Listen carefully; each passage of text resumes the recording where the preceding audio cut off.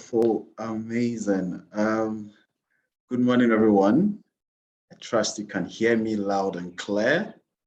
My name is Andrews Akoto Ado.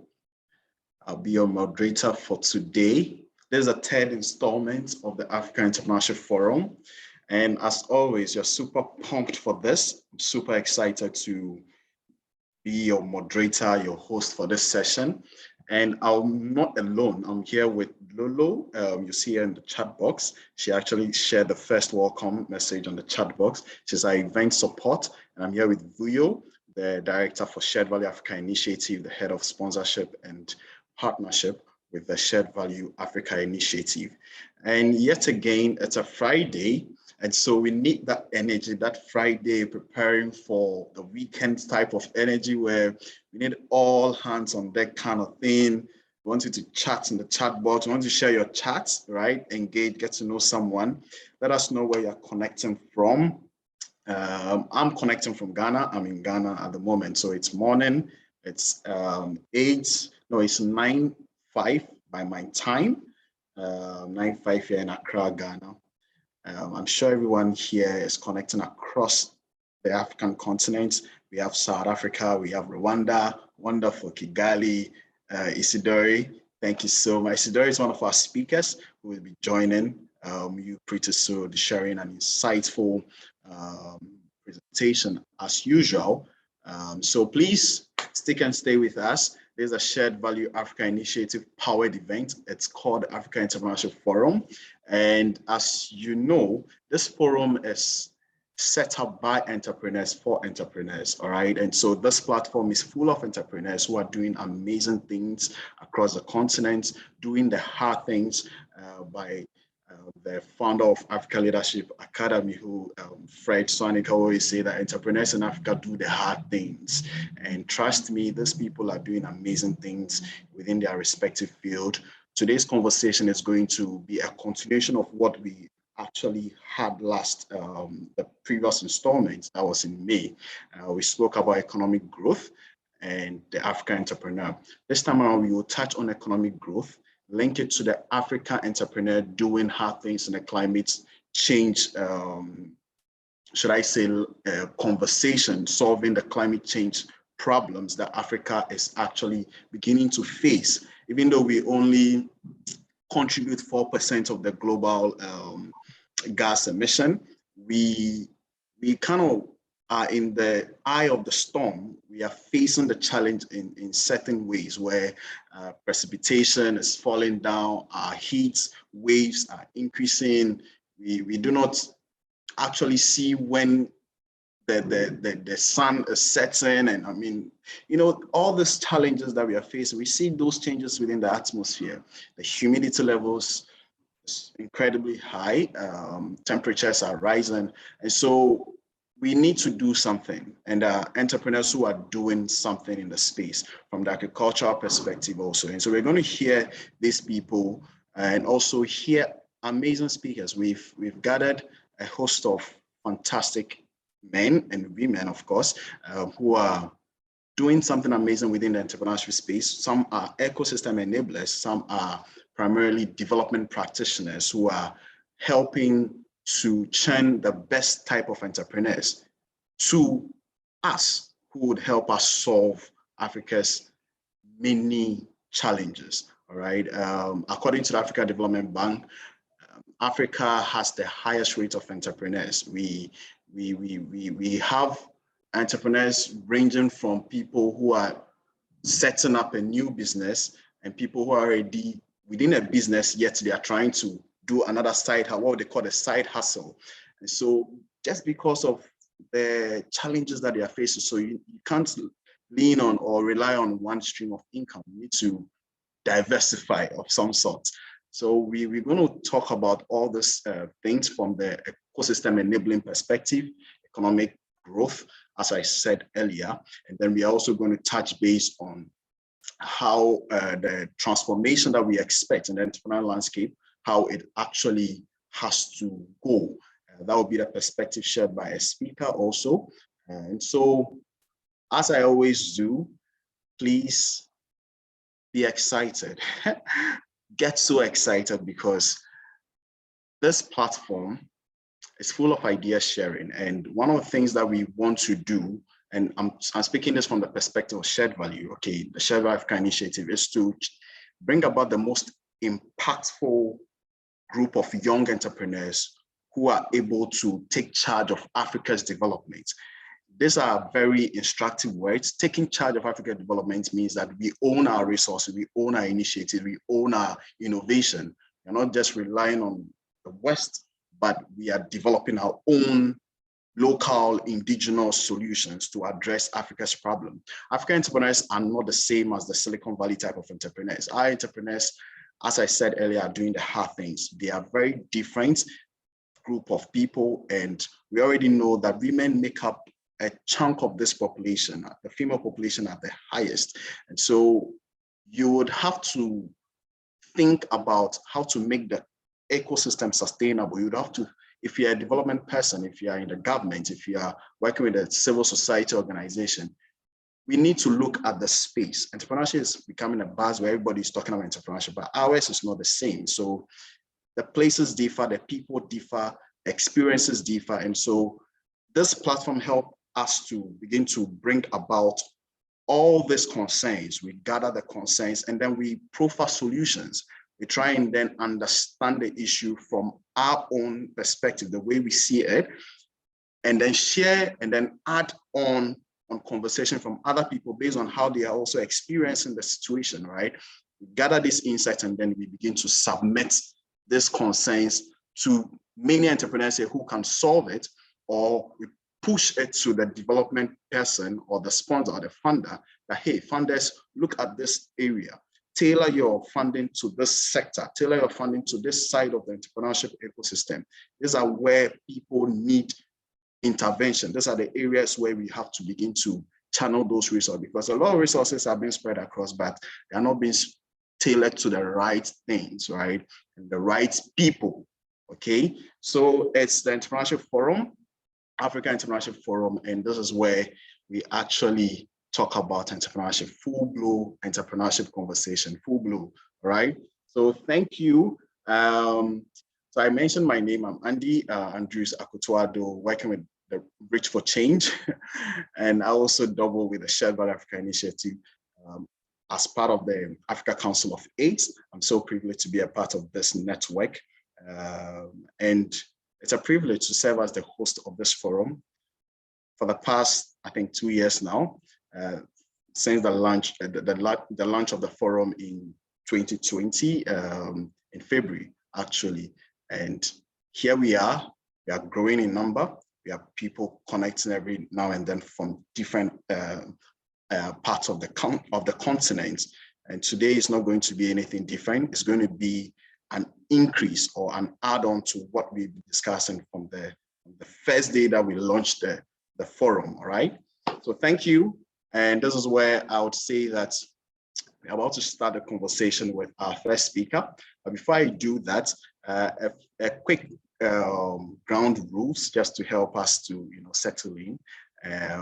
Please, if you are connecting, if you just joined us, kindly turn off or mute yourself. All right, mute yourself. If you can turn on your video just as Nesfori has done, and let us see you. Amazing. All right, but we want a background that is not destructive to the flow of the conversation. A beautiful background like that of Nesfori, and I'm sure that we're going to have a beautiful conversation if we all maintain a sound space. Don't turn on your mic if you're not talking. If you want to share a comment, I would give room for you to share a comment or something. But then, as in speak, all right? If you want to talk, I would identify you. So let's use the reactions. Raise a hand if you want to make a contribution, or if you want to make a submission through the mic, that's fine. But then let's use the chat box. I see a lot of people chatting in the chat box, and that's exciting. That's exciting. So thank you all. Lydia connecting from Nairobi, Jovi Chen from South Africa, Andrew here, my name, from Kenya. Wonderful. Good to have you all. Kindly introduce yourself in the chat box where you're connected and the work you do, all right? The role you play in your organization also. All right. So this is why I call on the first speaker to come and then share his thoughts, his reflections on what he's doing in the space. The first speaker is Zinle in Kube. He's actually the investment associate with 22 on Salon in South Africa. He's an ecosystem enabler, and he has been working with entrepreneurs across the continent with what they are doing at 22 Salon. It's amazing to note that they support high impact digital startups across Africa to start, to launch, to commercialize and scale. He has 4 years experience within the corporate and investment bank sector, the top banks actually in South Africa that he has worked with, followed on by 2 years of entrepreneurship journey. He himself is an entrepreneur doing hard things, working with entrepreneurs, helping them in terms of the research, development aspects of their growth, helping them to also become investor ready, deal ready, sourcing out deals for them and helping them to scale. And so I guess I did a good job with the introduction, Zinle. Without much ado, let's give a digital clap as we welcome our first speaker for the session, right? Wonderful. I like that. Digital clap. Let's do the digital clap, right? Thank you. Okay, thanks, over to you. Wonderful. Thank you. Thank you so much, Andrews. I'm not too sure if it makes me nervous that there is a big audience in the background or whether there's just absolute silence. Not too sure which one's the better devil there, but I believe they're an attentive audience. Absolutely good. Good morning, everyone. And thank you to the Shared Value Africa Initiative team for the invite, as well as the African Entrepreneurship Forum broadly. Everyone, just thank you for the invite. I must say it is my first time, so I feel quite privileged that in my first attending, I'm the first to speak. I'm assuming it's a last in, first out sort of system. So let's get me out of the way, and then let's get the more meaningful speakers follow after me. So my talk will be centered around how ecosystems facilitate social and economic impact. And maybe where I come from, again, just as Andrew's introduced me, I sit at 22 on Sloan, and we'll just talk more about what we do then as I address the audience or address you. But how we get to the meat of the conversation, which speaks then to how ecosystems facilitate social and economic impact, I think I'd like to take maybe a couple of steps back and perhaps do maybe a step-by-step of the ingredient building. I'm going to use a lot of analogies. Some make sense, some will not make sense. I'm just hoping everyone here is supportive. And I'm just hoping that whatever I say is not too lecture-like. So again, it's worth mentioning where I'm from. So 22 Sloan's vision is to power the next generation of entrepreneurs by becoming a platform of choice for startups to scale and in turn become global brands. Now, there are a number of ways in which we do this, and it all sits in us being an enabler in the ecosystem. So this comes in maybe 4 pillars, well, broad 4 pillars. The first one being an enabler of finance. The second one is being an enabler of access to markets. The third is to provide effective value add programs for the startups that we work with. And the fourth one, and I think it just maybe is a thread that runs through it all, is instilling good governance in the startups. So I'll delve into examples and case studies about how we affect the above pillars as I go along.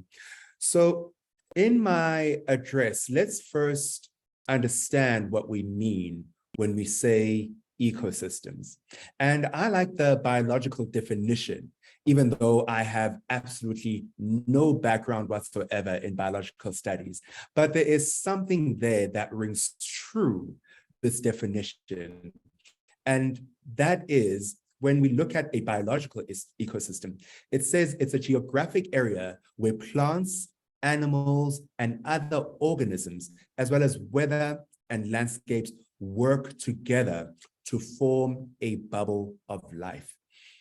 My point of emphasis is on the latter part, which is all of these organisms work together to form that bubble of life. Universally, ecosystems exist purposefully to initiate, encourage, and sustain life. And when moving this to startup or entrepreneurial or entrepreneurship ecosystems, these networks or interconnected systems, they are meant to then initiate, encourage, and sustain startup life where they would be located, be it geographically or even now as the African Entrepreneurship Forum, virtually. And if we then are agreeing to this function of ecosystems, our next question should be, what are the various web of networks and interconnected systems?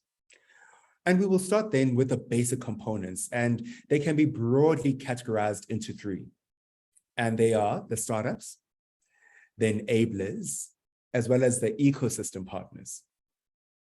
Now, with these components would sit then a universe of elements such as the ideation and schemes of inventions, the entrepreneurs, the startups across numerous stages, the investors, universities, corporates, incubators, accelerators, mentors, talents that would sit across this ecosystem, service providers, and many, many other players, including infrastructure and resources.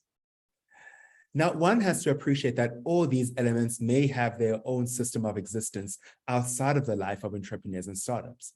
But for the sake of the startup ecosystem, I beg your pardon, they would need to dedicate a part of their resources.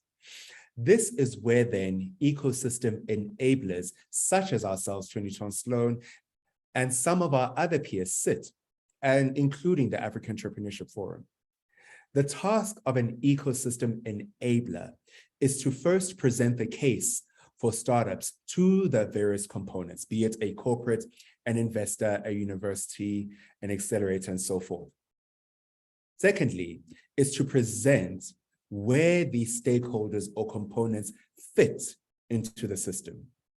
And finally, these enablers are supposed then to coordinate all the mentioned components and stakeholders for the benefit of the entrepreneur and their startups. Now, bringing it to 2020 Sloan, our corporates, public sector, and other organizational partners, through their financial support, have enabled us to offer office space to entrepreneurs at a significantly reduced rate. So in one of our functions as 2020 Sloan, we have a building, a startup campus, which is the largest in Africa. This allows entrepreneurs and their teams to have a workspace that will also act as a place for community to be formed amongst them and of themselves, in and of themselves. Through the support of our mentioned partners as well, we are able to run an incubation program for entrepreneurs who are at a conceptual stage, looking to develop their minimum viable product, or MVP for short. We would also have an accelerator program for entrepreneurs who have that MVP and now want to scale it up to a commercial solution that would attract investors and market partners. Both these programs, with varying degrees of intensities, would expose the startups to capacity building activities around their business models, as well as their technology solutions, market access opportunities, and financial access opportunities through partners we have coordinated for the life of the startup. Let's then look at what exactly I've been invited for, and that is to answer the question, how then can ecosystems facilitate social and economic impact? Well, depending on how comprehensive your components are and how deliberate one is in building the ecosystem, much can be achieved. It must be stated, and I think I really have to stress this, that even if there is no enabler to coordinate an ecosystem or ecosystem activities, an ecosystem would still exist. It would then be a question of how effective it actually is without someone that is really coordinating things. So at 22 Sloan, we have built ourselves to align with a number of sustainable development goals as we create this thriving ecosystem for entrepreneurs. And that then speaks to answering the social and economic impact. So looking at then the SDGs that we align ourselves with, it would be that of eradicating poverty, SDG 1. It would be creating quality or contributing towards quality education, which is SDG 4. Creating quality jobs and economic growth, SDG 8. Having or enabling innovation and infrastructure, SDG 9.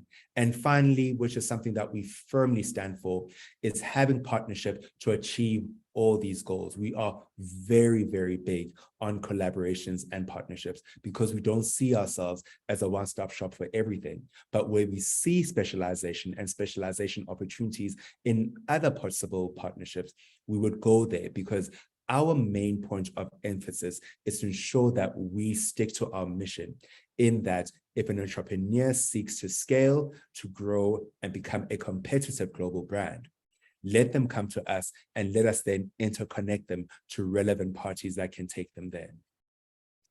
So the success of building a pipeline of sustainable businesses and entrepreneurs has a plethora of benefits that cut across societal and economic pillars. The most simple one, maybe that I can put forward, where both society and economic imperatives are met, is through job creation, which allows citizens to afford goods and services, as well as save.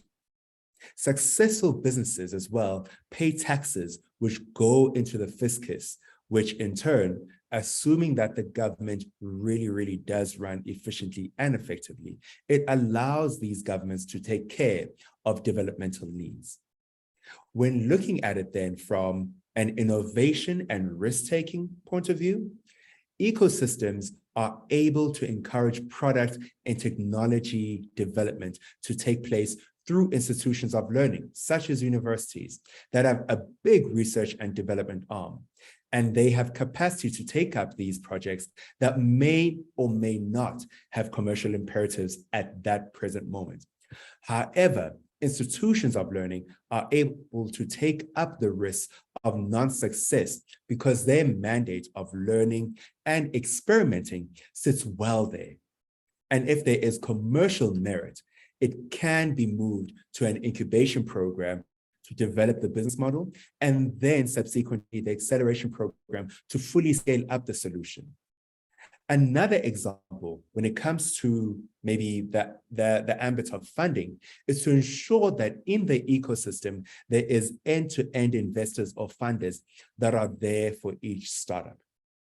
For example, if there is a very risky, but potentially very effective solution that exists, we can pull in an investor that maybe specializes in grant making, meaning that they are able to take that risk, that upfront risk, to enable product development, to enable innovation that maybe a debt funder or even an equity funder may not have the appetite for at that present moment. But then because that grant maker exists, that innovation that can be further developed, that technology can be developed, that solution can be developed, and then subsequently be moved up the value chain depending on then the type of funding that would be suitable. I want to bring it then to South Africa, and in a society as unequal as South Africa, ecosystems are able to breed inclusivity by packaging programs that will bring in entrepreneurs from rural, peri-urban, and township areas where assistance would not normally go. So even in solution making, ecosystems can exist to encourage and incentivize the creation of inclusive solutions in finance, for example, energy and infrastructure solutions that work towards creating equitable solutions, or even maybe to the broad subject of this forum, combat issues of climate. Now, I'm a big music fan, and my closing point is to bring an example of a band. You may have the best of singers, the most skilled instrumentalists, and a great song. But if neither of them are coordinated, and if neither of them know their parts, then it will be as if neither are skilled or know the song. In the same way, ecosystems are well able to facilitate such partnerships and infrastructure to achieve, great economic and social impact. But it does require the enablers to be mission-focused and know where each component fits in. That way, this bubble of life we create around startups and entrepreneurs can be sustainable and yield this exponential impact. So thank you very much. I hope I wasn't too boring. And that is my address. So much appreciated. Over to you, Andrews.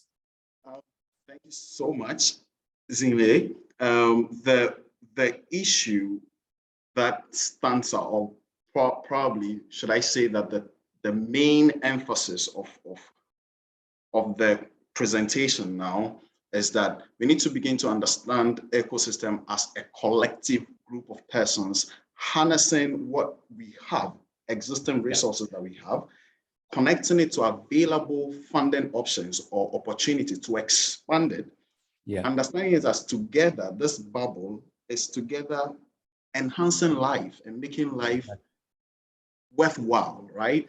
I like the fact that we could we started a conversation with a biological definition, right? Amazing. And then the ending, wrapping it up with the symphony, the musical side.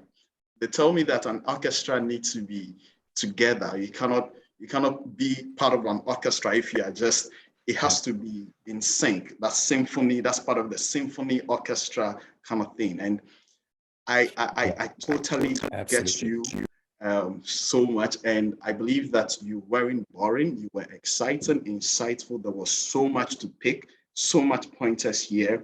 Mission focused, enablers have to be mission focused. We understand that the various webs, we have the startup, we have the enablers, we have the ecosystem partners. I have a question though. When it comes to the ecosystem enablers that are in Africa, there are a number of enablers in South Africa. There are so many of them in Nigeria, in Ghana, a plethora of them. What do we actually stand to gain if we should find a unified group of persons that understand that ecosystem enabling in the continent or around the African countries that we have? We can pinpoint that there are top 5 countries now that are doing very well in the startup scene. Talk of South Africa, Egypt, Kenya, Nigeria, maybe Ghana doing to catch up with the top 4. Should we have a platform for enablers to begin to share ideas, connect each other, and find that symphony, and how do we do that? Where should we start from? Is it the government trying to do something with other governments, or policy actors, or maybe development partners should begin to create that platform so that we would all have a shared collective impact for one Africa, one voice kind of agenda, and not only honing it down on a country level, so that at the end of the day, we have one landscape? Or we should first start from somewhere. Where do you stand on this? Maybe a question perhaps, or maybe a concern that I have with the space. Sure. I think it's all that you have said. And look, it would be great to sing from one hymn sheet, but I think we must also be very careful as well to not view ourselves as a monolith. Even within a country, there's so much diversity within the country. There's so many cultures, so many nuances from city to city. So a culture taking place, for example, in Lagos may not maybe share similar practices in Abuja. And we must also respect that ecosystems can exist from a micro level, meaning one village, one town, one city, and they can interconnect all the way up to even having a continental ecosystem. Yeah. And the broad ecosystem that maybe touches across the continents, yes, in some instances can and should have government playing in, but private sectors and all members of the ecosystem should be part of it, and they should all inform it. I think we, at times, unfairly leave so many things to the government, and should things fall flat, we then pass the buck to them. But the question is, where were we when policy and all these things were being developed? If maybe we took part and maybe we were ignored, then we have some form of a case. But if we stood aside and said nothing and didn't try to inform, then we really have no leg to stand on. But we must agree about what we want to achieve with each particular ecosystem. And we must involve as comprehensive of people to ensure that everyone is not left out. It's very complex because we have so many nuances and we have so many, even politics. Different countries have different economic strategies and agendas. But I'm sure there are one or two things that we may agree upon. Just that broad line of maybe creating a thriving and economically sustainable and inclusive Africa is a great starting point. How we get there can be answered in different ways according to the ecosystem that we find ourselves in. Fantastic. And looking then at the entrepreneurial ecosystem for the continent. So just to bring it back to 22 Sloan and the work that we are doing. So we are the custodian for the Global Entrepreneurship Network in Africa, not just South Africa.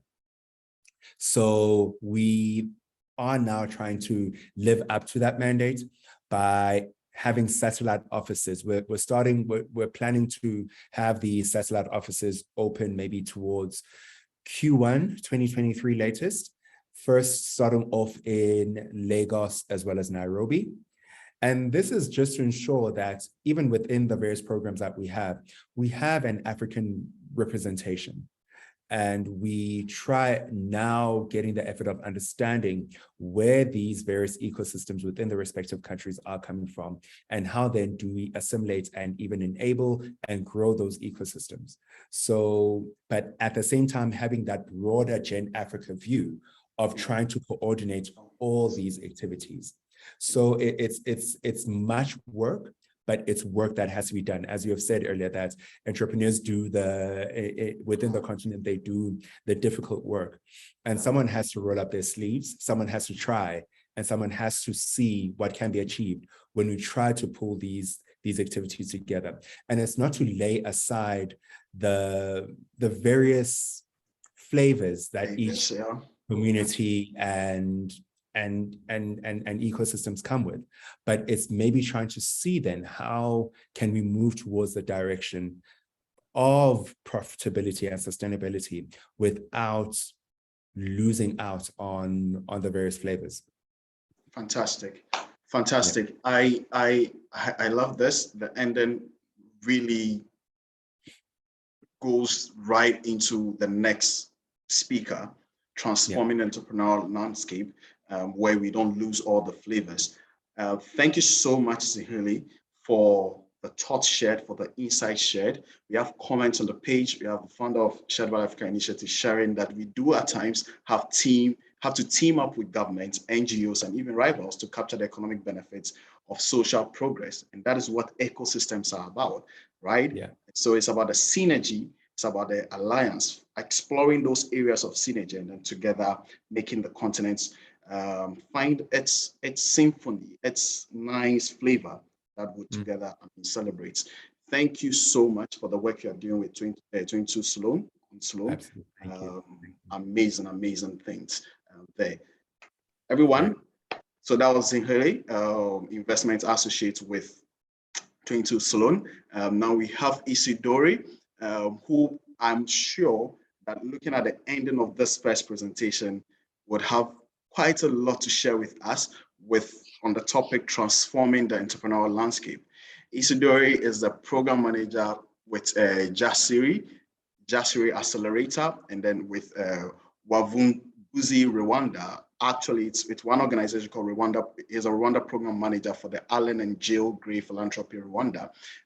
He does amazing things. He has a background in chemistry, actually, but then has grown passion for the project management and then the entrepreneurship space. His passion here. And so without much ado, let me welcome Isidori. Isidori, over to you. And I'm sure the audience would love to hear what you have for us in transforming the entrepreneurial landscape in Africa.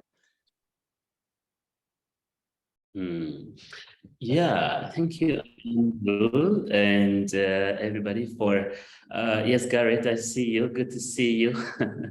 Yeah, so it's such a pleasure to appear on a platform like this to speak to entrepreneurs or aspiring entrepreneurs, really because it's the core of the work we do at the Allen and J. Gray Philanthropy. Rwanda, under which two programs are, one of which is Jasiri. It's a Swahili word that means brave. So we want to go bold, we want to be brave and take on challenges that people aren't necessarily willing to take on, but really to bring it back on our African continent. And how do we own this platform? How do we own our future, our destiny? So what we do here, I guess I'll just say a little bit about myself. As Andrew said, I am a chemist by training, but I found passion in project management and strategy, things that get around entrepreneurship though. And that's the kind of work I've been doing after I left testing chemicals in the lab. It's been quite a moment here in Rwanda since I'm involved in that ecosystem. So at the Allen G. Gray Philanthropy Rwanda, we do have two programs. One is called Wavumbuzi, which is also a Swahili word for discoverers. And we want to attack this entrepreneurship sort of culture at the early age. So we go to high schoolers and we have a gamified entrepreneurship challenge where we basically expose to those learners, to those students, to what entrepreneurship is, the essence of entrepreneurship, the 21st century skills at the early age, because we believe strongly that that is how you build a generation that thinks entrepreneurship, as opposed to starting when people are 25, 27 and over and try to teach them new things. However, for those people I just mentioned, we also have another program called Jasiri, and it's a talent investor program. The talent investor program, it means that we believe in those who have studied something who can become entrepreneurs. But even if you haven't studied anything, but you are a problem solver, take an example of someone who is at work and notices a step in the process that can shorten it from 24 hours to being completed in 2 hours or 3 hours, an example.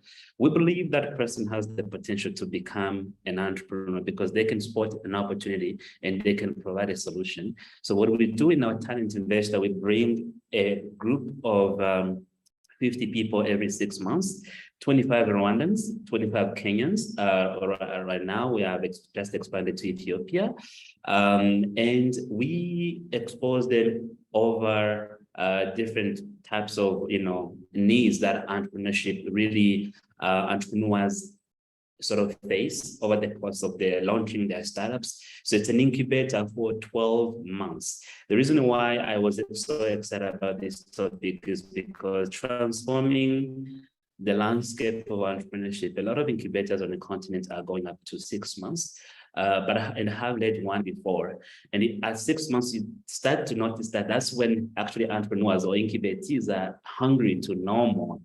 So with that in mind, ours is 12 months. And what it is that, when you have recruited a pool of 50 people, we have 1 month online where we get to show them what it is, and they have a choice to make. They have to quit their jobs. It's a full-time program. And after you quit your job, you sign an agreement with us, you come to Kigali for a 3-month residential intensive where all of those are in one place. And the reason why we do that is because we want them to get to know who is who in a room. Who can I learn from? Who has the same aspiration as I do? And who really, has the skills that I do not have, that I can team up to come up with the next, market creating innovation in the future.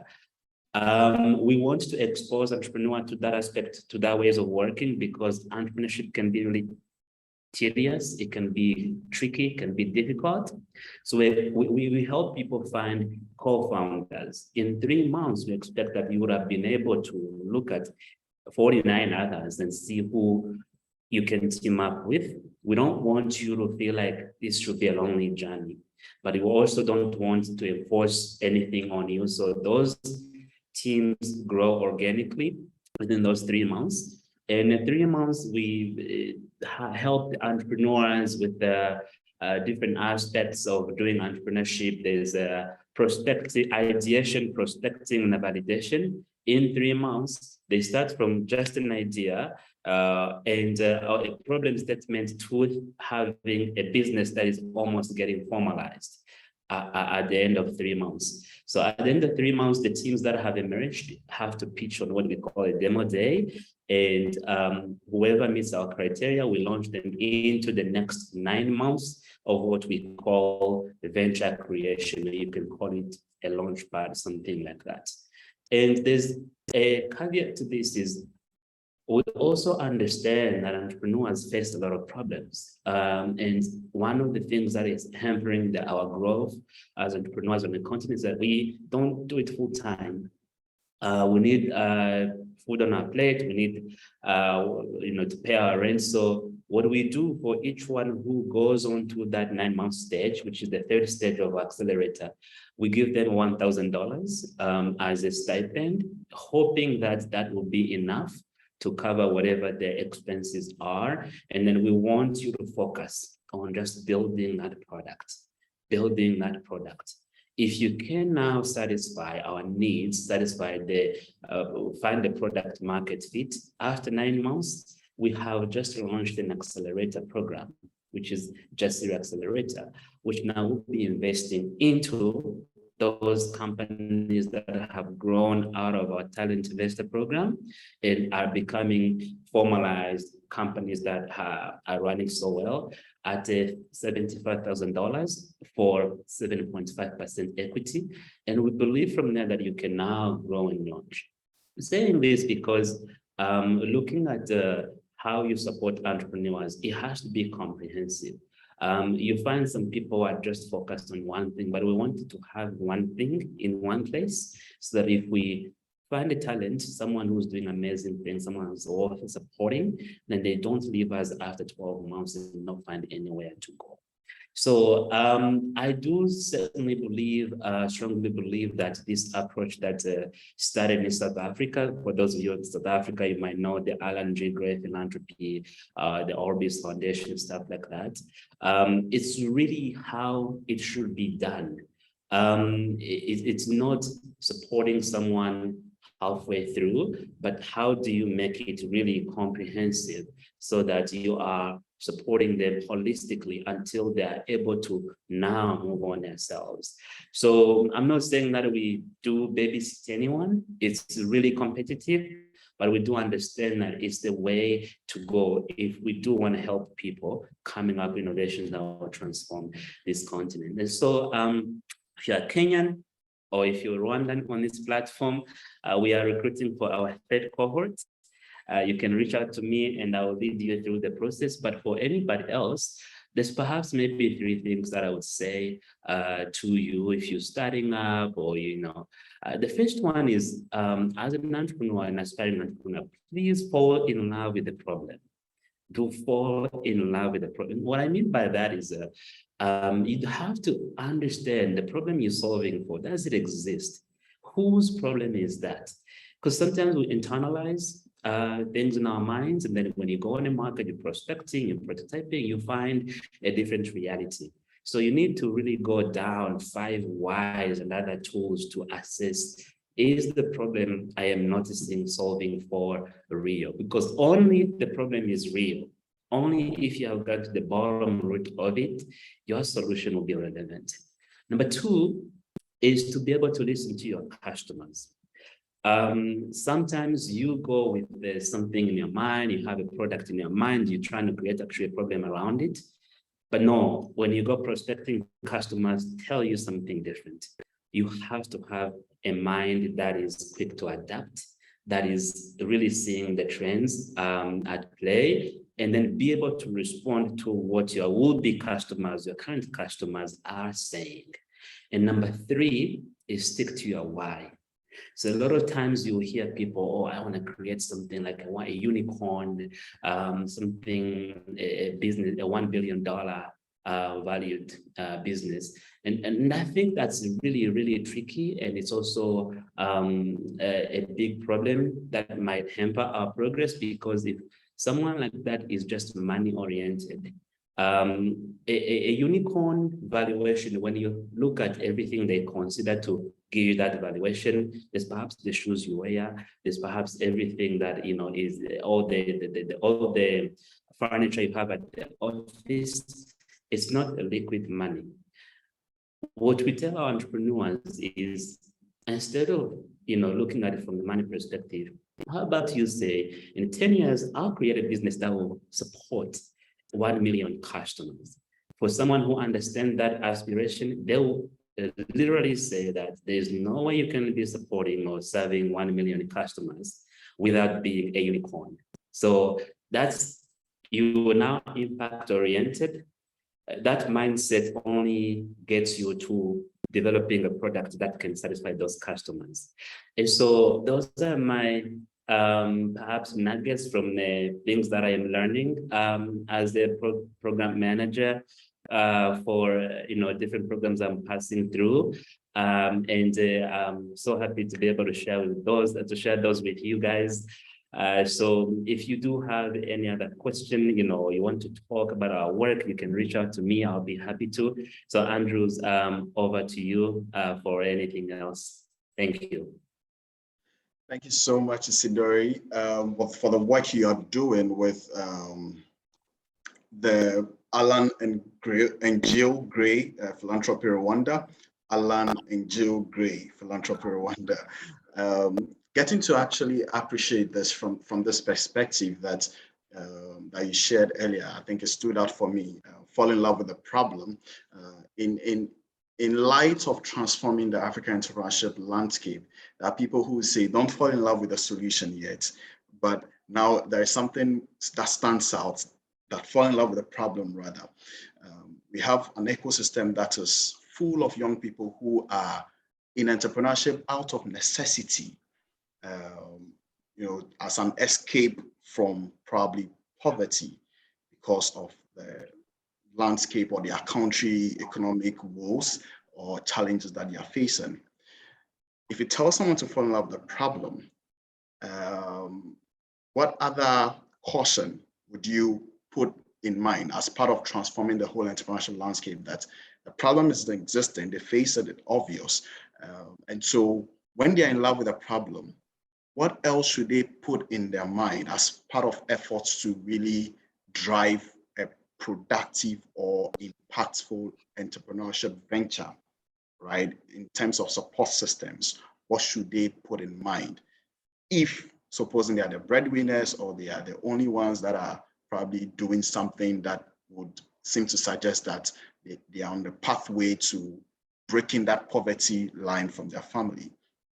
Should they fall in love with the problem? What else should they do in terms of falling in love with the problem so that they won't get swallowed up by the problem, right? We don't want them to be swallowed up by the problem or be intimidated, but I would love to hear probably more on that, if you can throw more light on that, just so that we would have that calm perspective in falling in love with the problem, that there is something more that you can probably do in terms of falling in love with the problem. Yeah, Andrews, I think that if you, when you put it that way, it's really difficult to just, you know, tell someone, fall in love with the problem and just, really make sure that you're solving for the right problem. It may take a while, but I think in the long run, it's what you want to do really as an effective entrepreneur. And so one of the ways that I think people like us, philanthropies, or the work that Ezekiel, his company, his organization is doing, and talking about the ecosystem, by the way, we really need to be able to to understand those nuances and support. And if you tell someone, for example, come leave your job, come into our program, which is 12 months, how do you think are they going to put the bread on a plate, right? And so that's why we understood the barriers that are in a way of entrepreneurs. And then we say, we're going to give you a stipend. We're going to give you a stipend to cover for those expenses. Now, our program can only take 50 people at a time. We're trying to do 2 cohorts a year. So that's 100 people only on a continent. But there are some other initiatives that could come together, even if it was a copy, even if it was, talking partnership, for us to now have a massive movement to do that. But if someone wasn't able to get into our program, Andrews, I would say the reason why I emphasize on falling in love with the problem is because it really prevents you from failure. Someone was telling me last night, as a coder, as a software engineer, you write codes for 2 months, and then someone comes and like, hey, we're not going to use this product. And you are so heartbroken because you feel like 2 months of work of coding, nobody's going to use but if someone would have given you actually feedback along the way, like 15 days in, 30 days in, you might have been able to find out that, there is a different tweak you could have done for the product to be useful. And so it's that aspect actually that prevents you as an entrepreneur to go on a wrong turn before it gets too late. That's what falling in love with the problem makes you. Don't stay there, as you say, don't stay there. Come and get to the point where you can come up with a solution. Thank you. Fantastic. Don't stay there. When you fall in love with the problem, don't stay there. You should get to the point where you come out with a solution. That's the only pathway to transformation, right? Coming up with a perfect solution that would actually be sustainable, commercial, can be scaled, right? As you rightly pointed. And fantastic with the work that you're doing. And again, if you are in Rwanda, Kenya, they only have slots for 52 people, right? If I heard you right, 52. Please reach out to Isidori. He's willing and ready to recruit actually for their next cohort. Thank you so much for making time with us, for spending this time with us. I understand you have a very busy schedule, so we really, really appreciate and the insights shared. Thank you. And we look forward to engaging you again on the Shared Value Africa Forum within the broader Shared Value Africa Initiative conversation or ecosystem related conversation. I'm sure we'll actually meet again to have another insightful conversation just as this. Thank you, Isidori. All right. So thank you all for staying. We're having an exciting conversation, as you can feel it. I am being with all sort of excitement here. And just to also share that Zinhele will be joining us. I see in the chat box that there's a name that he's been called, Easy. Is it Zinhele? Is that your, go-to name? Like a slang name? Oh, no. I think I'd like to think they're referring to Isidori. Oh, okay. I would like to think. Yeah. Okay. Wonderful. So Zinhele will be joining us in the panel. We have an exciting list of panelists joining us today. And so without much ado, I want to say that quickly, I want to say this, that if you are joining us right now, you are connecting to the Africa Entrepreneurship Forum. This is the 3rd installment powered by the Shared Value Africa Initiative. Go to Twitter, tell a friend to tell another friend that you are here and you are learning something incredible that is shaping your entrepreneurship journey. all we want to do, all we seek to do, the purpose of this is to make your journey seamless. Please, can you mute? Thank you. Housekeeping rules is that, please, if you're just connecting, make sure you're on mute, all right? And let's keep a very nice platform. And the chat box also, be kind and be respectful, all right? Thank you all, and please contribute. I see a lot of messages in the chat box from Andrew Rangri. Intersectionality is really important as we address social problems. Fantastic there. That's an amazing input. It's like seek social justice, and in entrepreneurship, be intersectional. Personally, Isidore would be so passionate in enrolling for the next cohort. Isidore, you have a next applicant here, Andrew Muraguri. He's willing and ready to join you. Please connect with him and you would take your entrepreneurial journey forward. Keep bringing the chat, and please remember to keep your mics off, all right? This helps us to minimize all the interruptions, okay? Thank you. So as I was sharing earlier, we have an amazing panel right about now joining us for a panel discussion. We're going to expand on the conversations that have transpired earlier, or the presentation that we received earlier, first from Zinhele, and then later from Isidore. Zinhele touched on the ecosystem perspective, right? Talking about how ecosystem facilitates social and economic impact. And then Isidore nicely came through with the transforming the entrepreneurial landscape through using his work with Alan and Grill with the Rwandan development program that he is spearheading or being a part of as a program manager, telling us the case studies and what they do there as part of efforts to solve the challenge that entrepreneurs face and give them a very seamless journey, giving them funding while in the program. That's very, very encouraging to know, because entrepreneurs face diverse challenges. And when you're in your program and you give them stipends to sustain themselves, that is something that you should celebrate. And that's amazing. Thank you once again for joining us and for staying with us and for listening and for contributing. We really appreciate you. At this juncture, we are going into the panel, and I want to tell you that it's going to be exciting, insightful, and yet again, mind-blowing. We have an amazing list of panelists joining us. We have Botho. She's the founder and MD for Botho Creation. She's a fashion designer with an amazing touch of brilliance. She's a creative all in all right? She has been with the space for over a decade now, almost close to a decade. She served for 7 years, holding various positions in executive committee with so many textile companies in Botswana, and also doing a lot of work within the fashion design ecosystem. It's also an ecosystem, right? That has to be actually harnessed. I see that fashion is something that we are not really tapping. In Africa, we deal more in fabrics. I'm wearing one now. And so it's encouraging that we have a fashion designer and businesswoman and strategist here with us to join the panel. We also have Nesfori.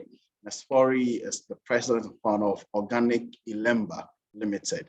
He serves on several platforms, talk about the World Bank Connect for Climate, Future Leaders Network. He's with the Civic Coast Alliance, the Kenyan Youth Biodiversity Network.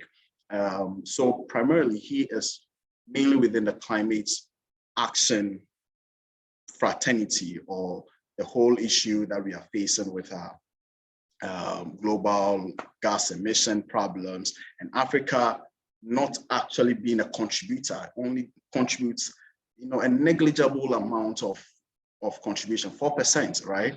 But then we are in the eye of the storm. We are facing the challenge. And so this conversation is going to touch base on both the economic growth perspective and then the climate action, what entrepreneurs are doing in the space from the agriculture, from the creative, the fashion design perspective. And then we would have an ecosystem enabler also coming through to help make the conversation more insightful and more engaging, as he has shared earlier in his submission from the ecosystem development or facilitating for economic growth as an ecosystem enabler. So thank you. Botho, thank you, Nesfori, for joining us for this quarter's African Entrepreneurship Forum. We have Zinhili, he'll also be connecting shortly, joining us for this conversation. We're going to talk about your work, what you do in the space. But before then, a quick introduction, right? I've already done you can consider it as a curtain raiser, just to let people know who you are, all right? But if there's anything that I missed out on that you want to share, a quick one between 2 minutes. Botho, will you want to start for us? All right, thank you so much for having me on the platform. And I'm really excited to be here, and really excited for the opportunity. You did a really great job, better than I would have ever done. So thank you so much for that great introduction.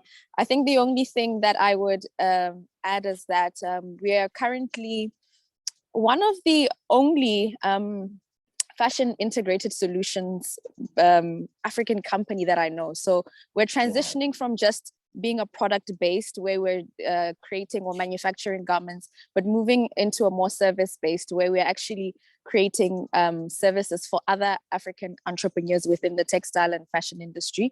After gaining quite a bit of experience and also being learned within the fashion sphere.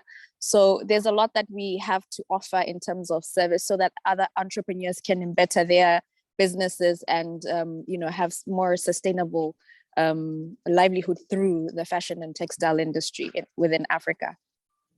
Amazing. Thanks a lot for sharing that. And that actually gives us the indication that for entrepreneurs here, for young entrepreneurs who want to actually explore opportunities within their fashion ecosystem, has someone to go to and ask for an opportunity, right? With you expanding not just products, but really give an opportunity to onboard new sets of young people who are passionate, who have interest within the space. That's wonderful. That's wonderful. More grease to your elbow, Botho. More grease. Thank you. Let's go to Nesfori. Nesfori, did I miss something? If I didn't miss anything and you have something that you're doing that you want to touch on quickly, please shoot your shot. Thank you, Andrew. I hope I'm audible enough. Yeah, wonderful. So basically, this means a lot. I'm the son of Danny Tilemba. I'm an innovator. I'm an entrepreneur. Also I'm a business manager. So basically, we're in the aquaculture space.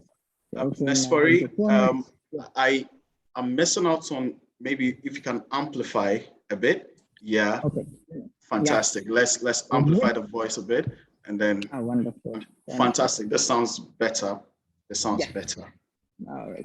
So as I was saying earlier, I'm an innovator. I'm an entrepreneur and also a business manager. So basically, in our company, we're doing agriculture, hydroponic, and also there's a project where we currently want to start an agri-fintech platform, which is we're trying to balance the use of technology and smallholder agri system, so that we can improve farming productivity and facilitate effective production. So basically, fantastic. That's what we're currently working on. Wonderful, wonderful. So from farmers' productivity, making sure that smallholder farmers get their produce to their intended market, being an innovator within the space, and climate action advocates in its entirety. And then we have Zinhili. Zinhili, needs no introduction. So we would probably just hit the conversation, right?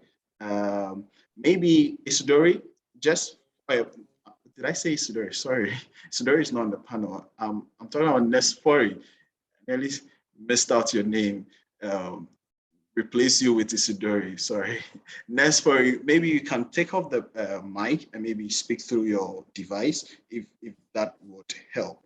It has a way of actually increasing the voice from the other listeners' end. So you probably take off the earphones and then speak through the microphone. That would be so helpful for us, just so that we can all hear.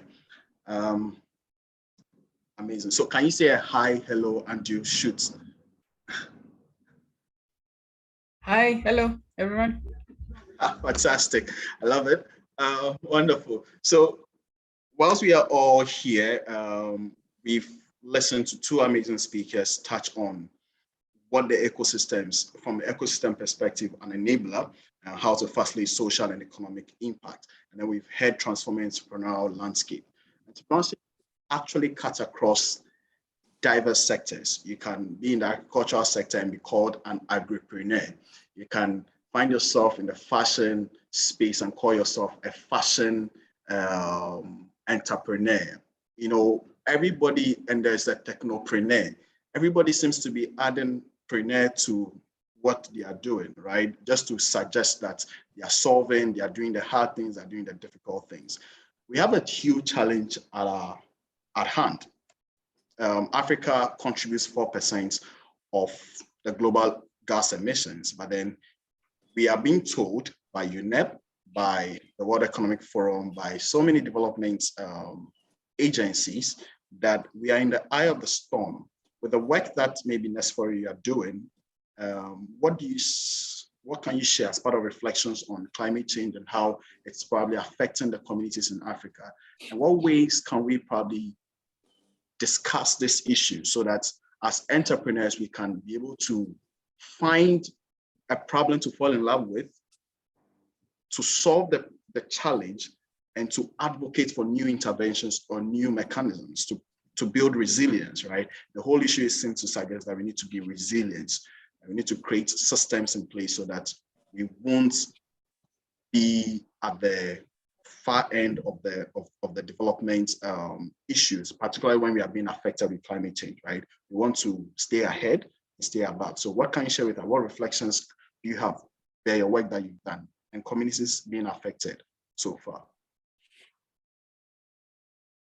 So basically for me, due to the climate change, the effects across the sector I'm working on, I've seen a lot of decrease of yield into the farmer. This is because of the reliance on rainfall fed, and the same methods of farming across the sector. So we are using a repetitive methods which are not efficient. So then there's increase of food insecurity and malnutrition as a result of climate change. So this is also has affected broadly the farmers, because now these are the rise of cost of production across board has really affected productivity. So for me, adaptation for the farmers and also any entrepreneurs who want to venture into agriculture. It doesn't mean is it aquaculture, is it hydroponic? So someone needs so you have to look into adaptation to climate change. It's very critical for sustainable food security and economic development. So we need to see how we can and also it also reduces the economic and social impact of climate change. So it's not just in East Africa, it's just a broad way across Africa and the whole continent. So for me as an entrepreneur, I'll ask guys to embrace innovation and mechanization. Innovation, mechanization, thinking of other solutions, hydroponics, if that's the right word. Hydroponics. Hydroponics, yeah. And there is hypo and also, yeah. Continue. So those are the few systems which are currently. Yeah, then also you can embrace machineries, the small scale machineries which smallholder farmers can use, which is a very key into developing now, reducing cost of production down, reducing time frame of a farmer in terms of even drip irrigation is one of the system here. So yeah, fantastic. This is for the farmer. This is for the agricultural sector. To build that adaptation mechanisms in place, right? So that we can be able to stay resilient. When it comes to the place of fashion, where do we stand? Where do we sit now?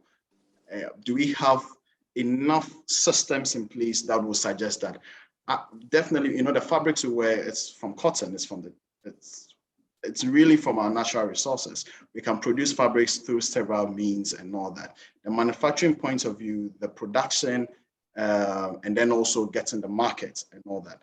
There's so many things to think about when it comes to bringing some fabric into the market, the backdoor things that has to take place. Botho, when it comes to you being in the space and looking at the issues of climate change, maybe the issue that has to do with getting costly or maybe fabrics just to produce, or the cottons that you use and other things that you think about, how are you affected? What can you share with us with your current challenges and the opportunities that probably you've identified within your space that you probably want to actually explore? But are there people to support your work? Are there people to help push you further? Or there are so many things that you have to do by yourself, particularly being affected also with the climate change and issues of maybe fabric not being available or cost of production being so high and all that. What can you share with us? I think really this is relative to the country, honestly speaking, because the challenges that we would face in Botswana are really unique in the sense that it would be unique to a landlocked country. Botswana is landlocked, so we don't have direct access to any ports, which means immediately there's a hampering to what importation of raw materials, and we don't have fashion supporting agribusiness. We don't have farming of cotton, because also we have challenges with our climate, although there have been some experiments in terms of seeing if cotton can actually grow in certain areas. The other issue is that we have challenges of water. So can we actually support the growth of cotton in Botswana? So we have challenges right at the root, which is actually creating the fabric.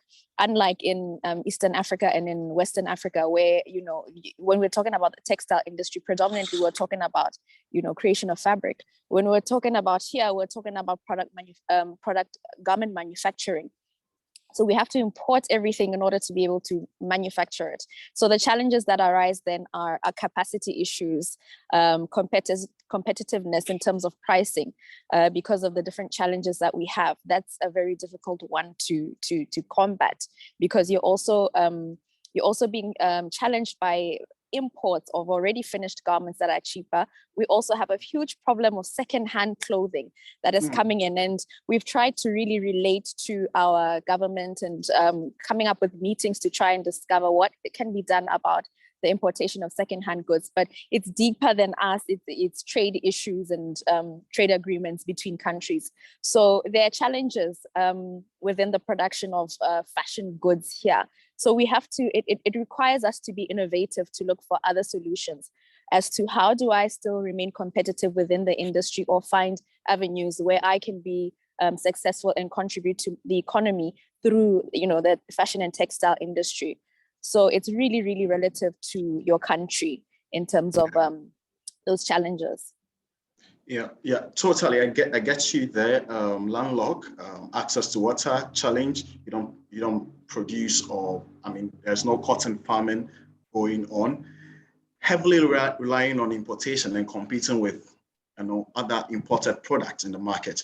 Coming from this perspective, when it comes to things that we probably have to think about in terms of bringing in the layers, the development layers, or the various elements for us to bring all these entities together to support small and growing businesses like yours.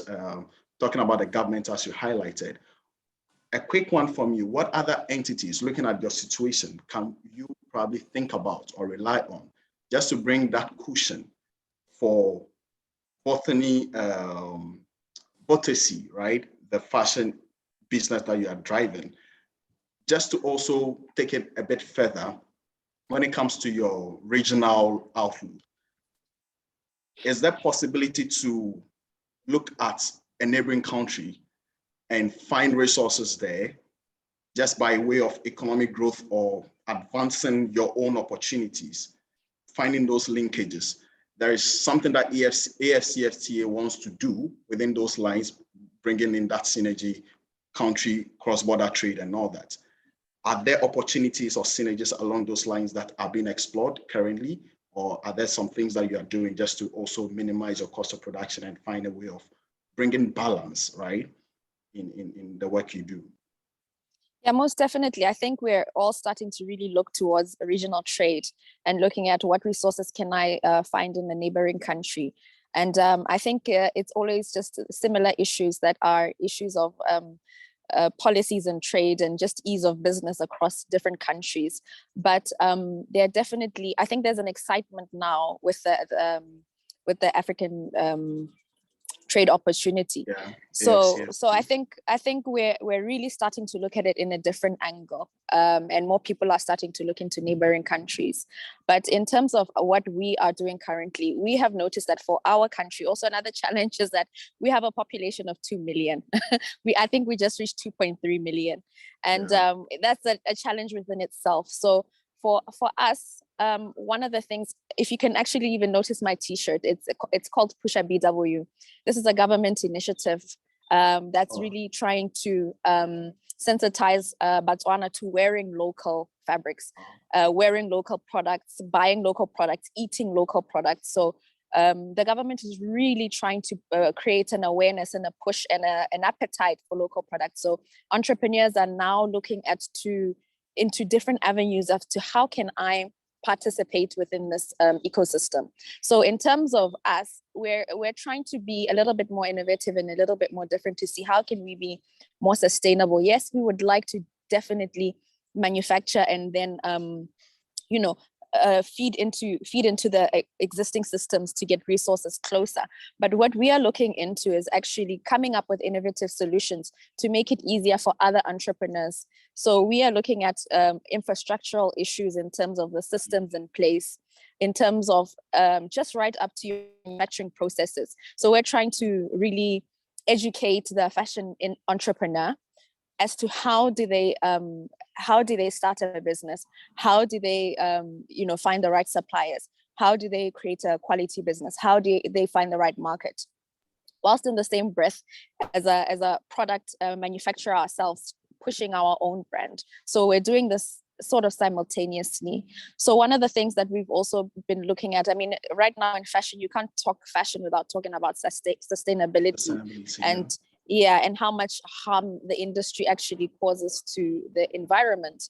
So one of the things that we're also doing is looking at trying to achieve, zero waste within the local production, or encouraging an awareness of, waste management. So one of the things that we have been doing over the years is that we have been using our own factories cutoffs. We call them cutoffs, which is what remains from your fabric. Fabrics, so we've been using our cutoffs to supply local women who are underskilled in terms of, they're self-taught in terms of fashion design, and they're just really creating garments for sustenance to be able to feed their families. So what we are now currently doing is creating a business out of that, in terms of saying we're not only looking at our waste, but let's look at other companies' waste as well, other designers, other manufacturers' waste, and collect that, and then create clusters of these local women, and then also find opportunities and avenues to upskill them so that they can create better quality garments and they can bring a better income into their homes. So we're trying to encourage, that's why we're saying we're an integrated fashion solutions business. We're really trying to look for innovative business ideas that support the manufacturing structure without actually necessarily having to become a manufacturer, because there are a lot of challenges within manufacturing and it requires a lot of financing. And you know that for SMMEs, we're high risk. So who's really financing us? Who's really financing us right now, So what we're trying to encourage is to really look for innovative ideas to still operate within the fashion system. So we're looking at capacity building, clustering, using resources around, seeing what opportunities you can find in recycling. The fashion industry currently constitutes to, I think they produce 92 million tons annually of waste. And we can even talk about secondhand clothing. I know we've had stories of countries like Ghana that are experiencing an influx of secondhand clothing that have created towns and masses of heaps of waste. So we are trying to really create systems that can curb this happening within our country and regionally as well. So it's like I'm saying, it's really, we're not following any footprint that has been designed by anyone. We're really trying to be innovative yeah, and come up with solutions that fit not only the Botswana market, but we intend to also expand it out into regional countries as well, to say, okay, we're in Malawi now. What resources do we have here? What opportunities do we have here? And what innovative ideas can we bring here to bring entrepreneurship that is really specialized in fashion or textile industry, without having to manufacture garments? Because also we are now entering in the fashion industry. We're now entering an era where we're very conscious. We're no longer really wanting to attribute to that fast fashion that's creating all these garments and then they are going to waste. So you find that the trends that now is that, we're finding that people are recycling their garments into other shapes and styles, into other products. So you can use garments and create furnishings now. You can create furnishings such as, upholstery. The opportunities are really endless. So that's what we're trying to really encourage and create an awareness of. And that's basically in a nutshell how we're trying to deviate and still operate within the ecosystem. Yeah, I hear you. And there's a lot that I see here, with a big picture being that, okay, no waste, zero waste, which seems to also give an indication that that's a climate action intervention right there, where you don't have to produce or make something and then forgo that, hey, the waste could take care of themselves. But waste being understood as a resource in itself for other value chain connected to what you are doing can be created, exploring other value chain from the work you are doing. Exactly. I get the whole interconnection with other sectors or other ecosystem, trying to find a blend. So Zinhili, listening to our two entrepreneurs right here, a place of sitting as an ecosystem enabler and listening to this, what quick reflections can you share with us in terms of how we can actually make good use of the resources we have now as entrepreneurs, finding ourselves to be attractive? You made mention of the focus areas during your presentation, that enablers for finance, right? Enabler of finance, access to markets, instilling good government and all that. Finding those balance, bringing those focus areas into play here, listening to those two people. What can you share with us from your reflection as an expert or as a development person in the space? Indeed, and a big shout out to what Nesfori and Butu are doing in their respective countries. I think it's really impressive. I think from my perspective, and maybe it's a whole thing of recency bias, and just starting with where Butu is and their sector. It really, fashion, I think it was also recently for me when I realized how much of a waster fashion is. But I think with her, it's almost like catch-22, or there's a myriad of challenges in that they're an SME, and for fashion to make sense or to have, I guess, commercialization, unless you're going to be very exclusive, you have to get a mass market. And so how then do you achieve that when you're small?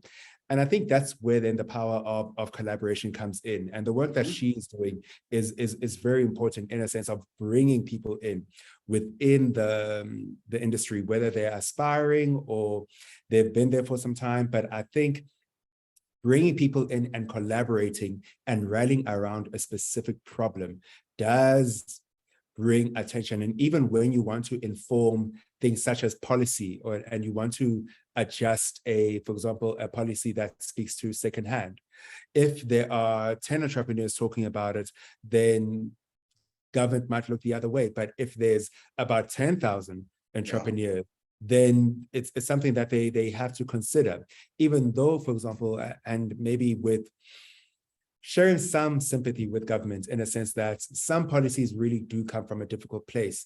It's almost like a trade-off in a sense that, yes, we're going to give you certain things that we're developing that we're big on as a country, and we will allow, for example, secondhand fashion to come in. And it's one of those trade-offs.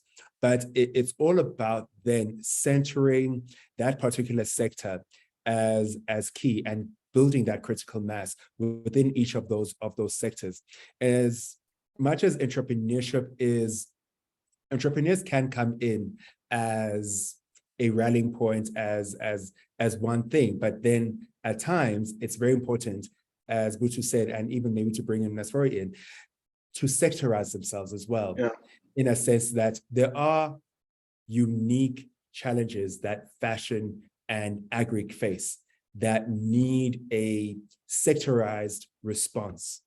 And so even when looking at innovative solutions, the difficulty with innovation, especially when it comes to tangible innovation, unlike, for example, software, but if it's something that is as tangible as text, or something like within agroponics or hydroponics or even aeroponics in some instances.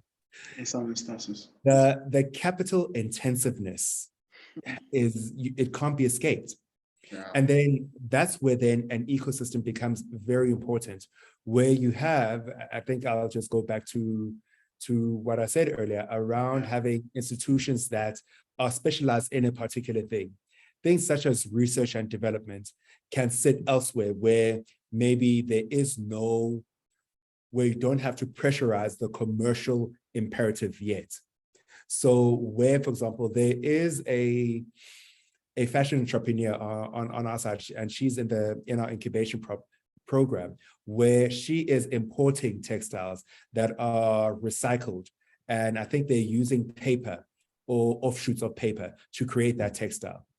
The problem with that, as much as it reduces waste and solves the climate, is how much it actually costs, which then spills over then to how much she can sell that garment. So if she wants to go into mass market, that already kicks her out. So then it's a problem then of how then do we ensure that this textile is well diffused? And part of that can be maybe, let's clap together and import that textile as a group of designers and manufacturers. This then is an opportunity for that entrepreneur to reach out to someone like Butu, who's in Botswana. And Botswana, for example, and South Africa, and actually all the Southern African countries have very, very strong economic ties together from a trading point of view. And so it'd be very easy then for those entrepreneurs to come together and say, let's be this one thing. And perhaps through maybe the Africa Free Trade, the Continental Free Trade Agreement, maybe further incentivizes them to come together and trade and be able to have buying power to get this textile at a fairly discounted rate. And once that is there, they're able then to design their garments in a way that is sustainable. I also just want to then move over then to agri and the technological innovations, because it also has the same things. There was a project in a previous life where we wanted to install a hydroponic farm, a commercial scale hydroponic farm in a peri-urban community. Now, as much as it is a very efficient way of farming, in a sense that you don't need to necessarily worry about the weather or the soil, and you then infuse all the necessary nutrients that plant needs to grow, it's also capital intensive. So then it's a question then again of how then do we ensure that this piece of technology is well diffused to encourage inclusivity? Because as you said earlier, and Nesfori did touch on the fact that when climate change does occur, the negative effects actually impact the poorest people and people in rural areas the most. So it means then those solutions need to start there. So then how then do we lower those barriers of entry? That then speaks to the power of the ecosystem, where you have everyone across the table, from the policymakers to the incentivizers, which is mostly predominantly government, people like the Alan and Jill Gray Philanthropy Foundation, which is where then grant making and also enablement sits, where accelerators and incubation sits, where corporate sits, as well as access to markets and people that can vertically integrate some of these solutions. So that collaboration becomes so crucial, especially then if the mission is, let's make technology inclusive for all peoples everywhere. Because if then we keep technology, for example, in urban areas or in particular markets that are able to afford it upfront, and there's no diffusion, it then enhances the gap between the rich and the poor. It then further widens society, and that brings other political and economical issues that we don't even want or should be dealing with. Amazing reflections there, and the contributions and the suggestion and the reflection points that we have to begin to ponder about. I hear collaboration.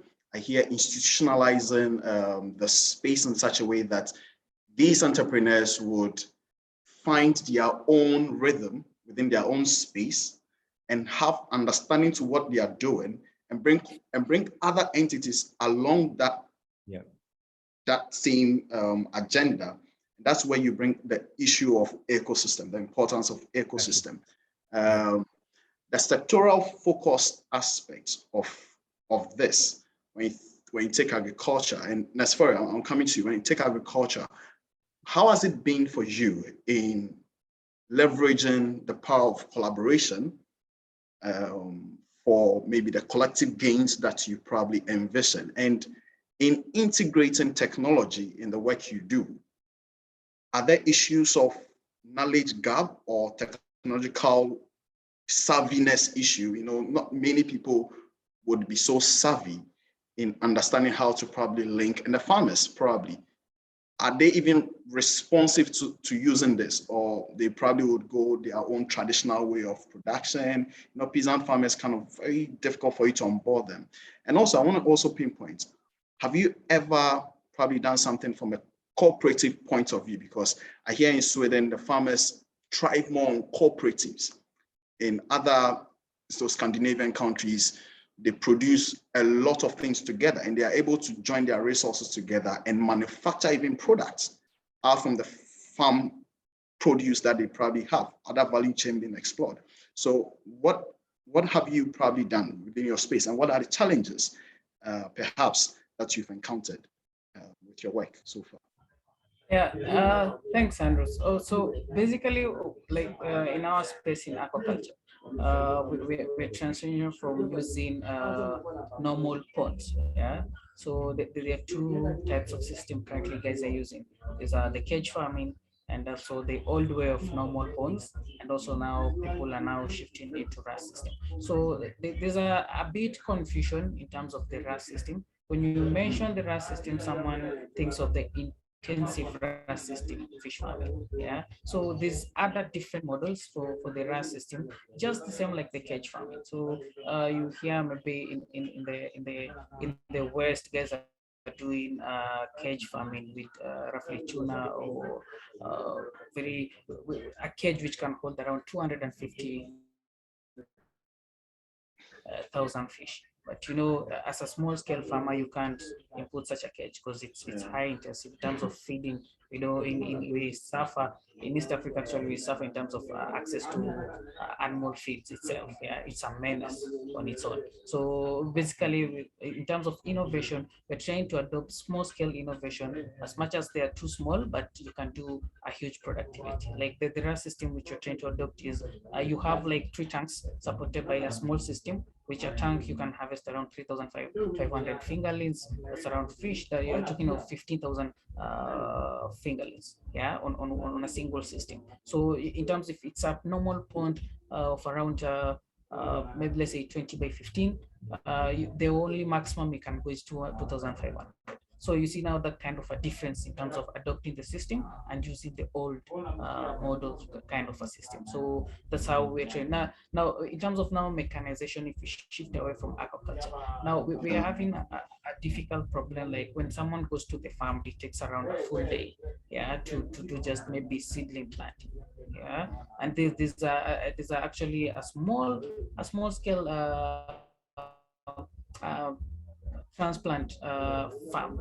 It's more for like a paper pot transplant farm where you can just drag as it drops your seedlings, which you take, if in an acre it takes you around 20 minutes to 30 minutes. So you don't need a tractor to use that thing. You just need your energy and all that. So those are the kind of system we're looking into. And also there's mini tractors which you can use your hands and to farm with. So there are small scale equipments which can be used, but I think there's a laxity in terms of embracing, and also in terms of the innovators also, they're not catching up on that, because it's in terms of in the Asia alone, there's in terms of machinery adoption in Asia, it's quite high, yeah, while compared to mechanization in sub-Saharan Africa. So particularly in among small scale holders, because you can have someone who has maybe 2,000 acres, they can buy a truck, even 2 to 3 trucks, and just do their own farming.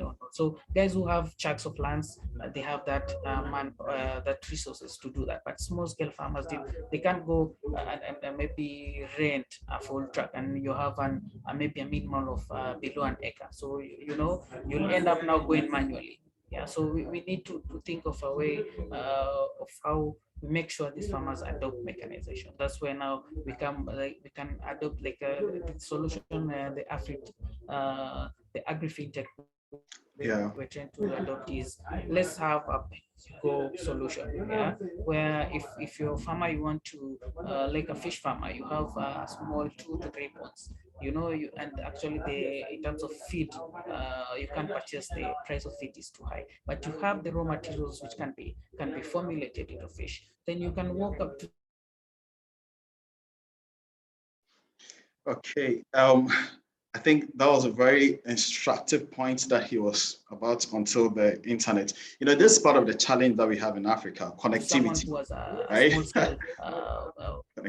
Okay, Aspari, we lost you there, but I hear you so much that the farmers have to begin to think about mechanization, but then it's costly.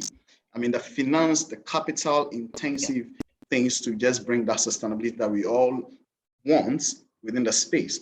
And East Africa has their own challenges. Some knowledge transfers from other, maybe West Africa, other parts of the continent may be essential to help expand and then gain the whole benefit that you need from your space. Time is also not on our side right now, but I would have loved to actually maybe expand further on how we can bring about the solution, how we can probably think about other collaborators within the space. I would wanted you to probably touch on that, but then I think in the next installment, we'll touch on all those elements, right? Now, what I want to do is to probably get learnings from each and every one of us. What do you think are affecting entrepreneurs within your space, and what entrepreneurs must begin to think about, okay, maybe from the fashion entrepreneur perspective, with the work that you're doing, the challenges that you're being confronted with, the learnings so far, and then, I mean, the next steps, the big picture for you, where you probably envision the ecosystem or your sector growing into, and a bit of advice for entrepreneurs who are seeking to maybe enter into that space or exploring opportunities within the fashion space. Boto, what can you share with us as a way of just wrapping up nicely for this insightful part of the African Entrepreneurship Forum? Okay, thank you so much. I would actually say, I think I highlighted quite a bit on some of the challenges. Like I said, they are quite unique to your area or your region as well. But I would say within those challenges, there are a plethora of opportunities, honestly speaking. And for me, the biggest thing is the development of the value chain. Within my country, we have gaps. It's some development in certain areas, and then other areas are highly underdeveloped. So it means that the value chain it's underdeveloped itself. So I would say the importance is to identify opportunities within those underdeveloped areas of the value chain, so that we can create linkages and connect, and then we can have less issues of less issues of supply. Sorry, there's a lot of wind. Supply of the raw materials. Yeah, so our supply chain development can be smooth, and we can actually take advantage of creating African products and even exporting them, because there is a big desire for them internationally right now. So we have a lot of talent. We have the raw materials right here. We have the capacity. We just really need to create, like the speaker was saying earlier, we really need to create linkages that are really, really, really specified and sector specific, so that we can develop our value chains and really just have a fully functional industry. Because I don't know if it's similar in other countries, but it's common within our country, where in the different industries there's a lot of stopping and starting in different areas. So there isn't a fully fledged supply system sorry, I'm getting my tongue twisted. Yeah. So, but I think you get what I mean. Yeah. I think that's the biggest the thing I would like to highlight the most, or the most pertinent issue for me currently, or for the people who are operating within the textile or the fashion industry. And then what I'd like to say to other entrepreneurs is that, it requires, the fashion industry is a tough one. It's really cutthroat, and it requires a real passion over talent, because your passion needs to fuel you, but it also requires a lot of hard work. So I would just say, don't look to where everybody else is operating. Look for the underdeveloped areas, develop them, because they present new opportunities. Create new markets for yourself within your locale, and contribute to the building of your economy. Fantastic. Thanks a lot for that advice. Passion fuels you, passion over talent, and then also begin to think about the other low-hanging fruits, as we like to say, within the whole entrepreneurship business development perspective. You need to begin to not look at where everybody is pushing onto and everybody is hunting for. Look at the low-lying fruits and maximize those aspects also. Thanks a lot for that. Nesfori, from your side, I mean, the aquaculture, fish farming, agricultural perspective, in terms of farming, peasant farmers and all that, any young person who would want to enter into the space, what's your 1-2 advice for them, right? Looking into the future, the opportunities within the space. I hope you are there. I just want to quickly get your thoughts, your bites quickly before we wrap up with Zinheli. Yeah, I don't know if I'm audible enough. You're audible. Fantastic. Yeah, sure. So for me, there's a high cost of production in my sectors, and then also there's lack of embrace of innovation and mechanization. Also the lack of effective mechanism to access of credit or finance as a reasonable, in a reasonable term, to enable entrepreneurs to have that muscle power to expand their business. Yeah. So I'll give you an example. Like the subsidies are good in business in terms where government gives subsidies to SMEs to enable them that take more loan to expand their business and have more assets. That is where subsidies, for me, it's working best. But in terms of agriculture, it's not working. Giving farmers fertilizers as a subsidy is not a solution.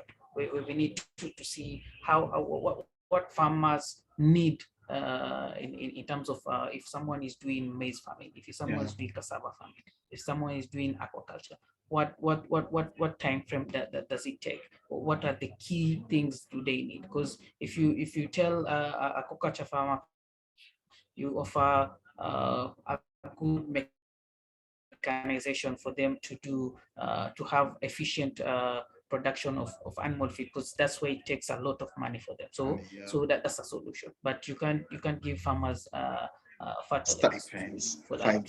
For me, in terms of that, subsidies not. So in terms of the key things entrepreneurs can embrace, for me, is let them embrace innovation in every solution they design. Then it's simple. Let's chase for revenue in our companies rather than funding or investment. It's not a wrong thing to have investment, but as an entrepreneur, our focus should be on our revenues. That this helps on evaluating our business in a 360 view. Yeah, that's for me. Fantastic. Innovation, top on the list. Your valuation, think of how to make revenue. Not just looking at the investment, but how do you make money from the little that you're doing?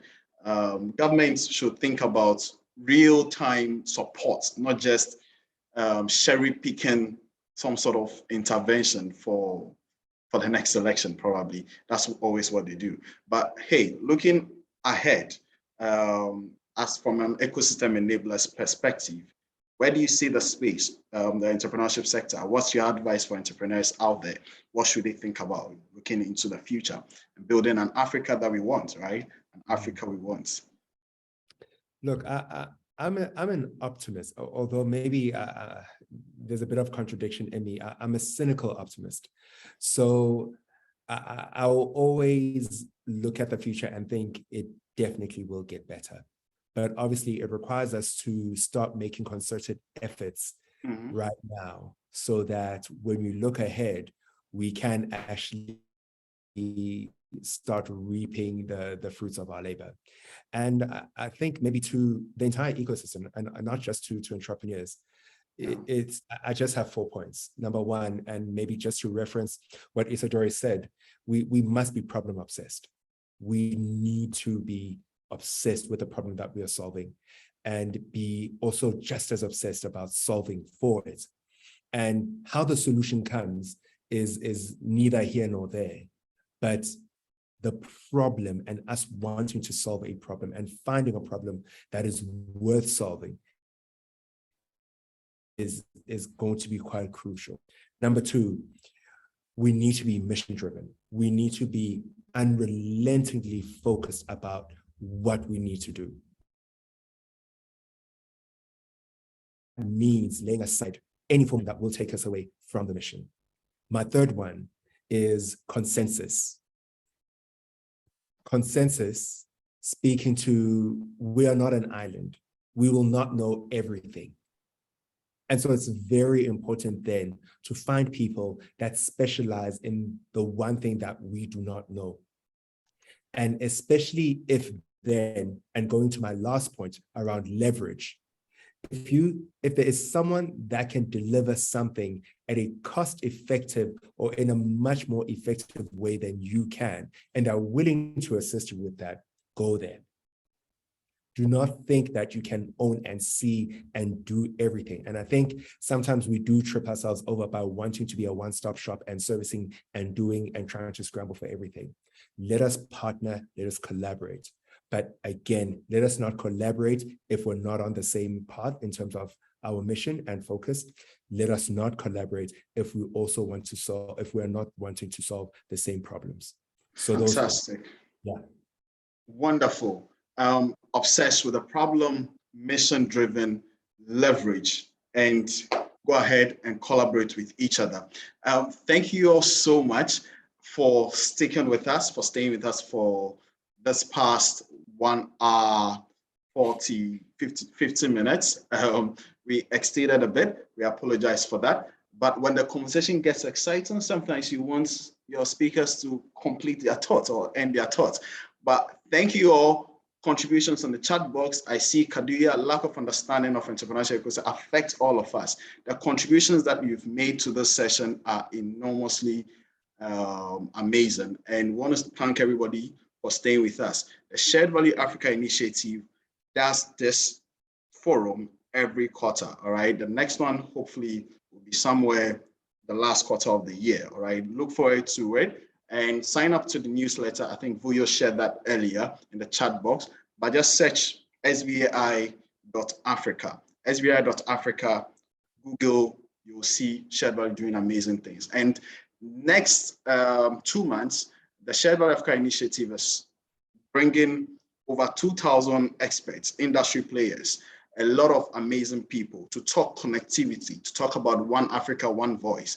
At this year's Africa Shared Value Leadership Summit, taking place in Kigali, 25th to 26th. It's 2 days event to 26th of October.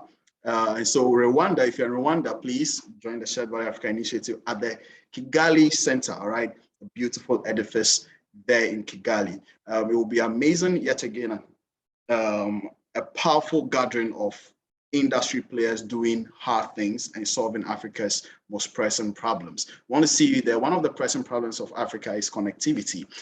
You can see that there are a bit of cuts here and there. We have to solve that problem. It's one huge issue. Yet again, we discussed climate change, one powerful problem also that we need to begin to explore and think about and think ways to build sustainability and be resilient, right?